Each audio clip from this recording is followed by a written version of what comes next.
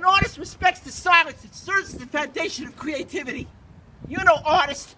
In the current year, the 2023 Honda Accord is too new for Walmart to change it, so I'm gonna change it myself. And you can all trust me to do a good job because my friends all call me the Scotty Kilmer of bad comparisons. So here's a 2023 Honda Accord oil change because I love you. I've got the car on ramps so I can get underneath it. And at the back you should have at least one wheel chalked, but I don't because I want to die. The oil filter is the trickiest part of this whole operation. It's in a weird place and I haven't been able to use this tool or this tool to get it off. This one's especially disappointing because I'm measuring the filter at 66 millimeters and lucky for me this has 65 and 67, so it's completely useless. I'm using this oil filter wrench instead. It's going to crush onto the oil filter, but that's okay because I don't need it anymore. Getting under the car, first things first, there is a metal panel, which you need Phillips head for these ones and a flathead for these other ones. Now, you don't need a flathead. If you don't believe that Bitcoin is the future of money, you can use a quarter. When I took off the Phillips heads the first times, the back pair were very tight on. I had to use a power tool to loosen them. It's kind of a tight fit under here. If you're claustrophobic, I don't recommend doing this yourself. If you are a spelunker, you'll feel right at home. Once you've taken off the 4 flats and 4 Phillips, this metal panel just comes right off. Once the panel's off, you'll see the oil drain plug. It's marked by this engine oil an arrow, and that's where that is, and then the filter is not far behind. Now it's just a matter of getting your crushing wrench on there and loosening it. I've got my pan here and I was able to loosen it to get it hand untight, so let's see where the oil comes from. I'm not wearing gloves. I advise wearing gloves. And have paper towels ready, and have a cardboard that you're doing this over, and wear gloves, and I'm not pulling it off. I'm not ripping the band-aid off because I am a little baby. Make sure the rubber gasket from the previous oil filter is actually on the oil filter and not stuck onto where it goes, because I've had that happen before and all the oil just leaks out. It's crazy. Some of you may ask if I've ever done this before, and I say shut up.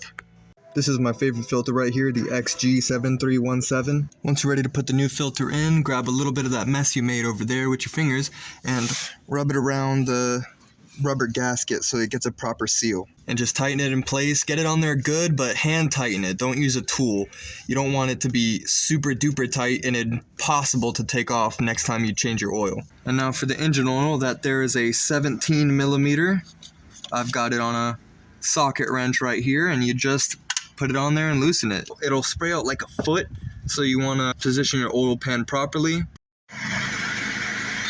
But I usually try to let the oil drip all the way out. Like, I'm talking 10 minutes of drip. I don't know if you need that much. That's what I do. I recommend letting your car cool off. I recommend getting this done first thing in the morning before you drive it. I didn't do that, and it's really hot because I've been spending all day driving this around looking for something to help me do this myself. See, it sprayed out further than I thought. I'm gonna have to fix that real quick. And the oil is hot. I got it all over my hands. Severe burning. I might have to amputate. Hand amputation is just one of those risks you take when you want to do your own job. These new style bolts have a metal gasket on them, and these can go around, I hear, around 3 oil changes before they get crushed and need to be replaced. And I'm not sure the size of this thing, so when it gets crushed, I'm out of luck and you're out of luck. But lucky for me, this time it's not crushed, and that seems like a good enough drip to reinstall the same screw. I don't recommend leaving this one hand tight. I'm going to take my socket and tighten it back up.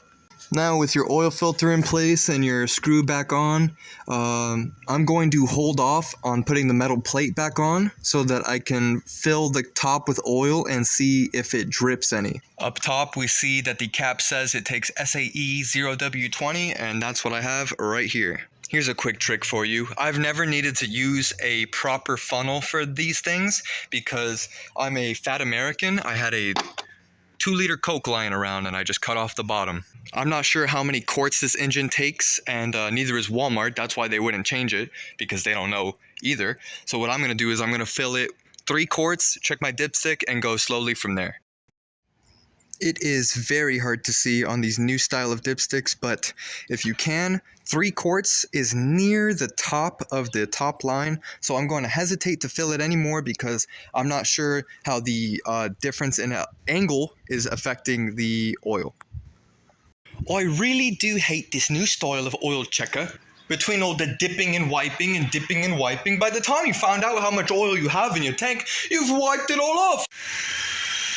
The car is on, and there's no drip.